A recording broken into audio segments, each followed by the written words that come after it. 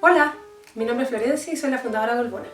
En este video les voy a enseñar a hacer esta lindísima bufanda, hecha solo con cuadrados en telar de bastidor.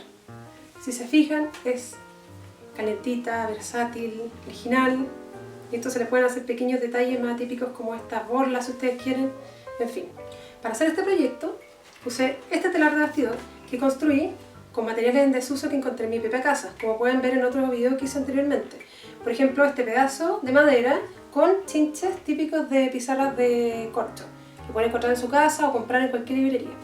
Si no tienen este telar, pueden usar uno ajustable o uno de 30 por 30 centímetros de clavo, que son los más típicos. Si no quieren hacerlo ustedes, no quieren fabricarlo, también pueden encontrarlo en mi página. Para hacer esta propuesta más entretenida, en vez de hacer el paso a paso con estas mismas lanas, hice otros cuadrados con una versión más, podría ser veraniega o primaveral. Esta vendría siendo el invernal. Las lanas que ven en todos estos cuadrados tejidos son de Ecositex. Ecositex es un emprendimiento chileno que se ha planteado la épica labor de eliminar el desecho textil en Chile.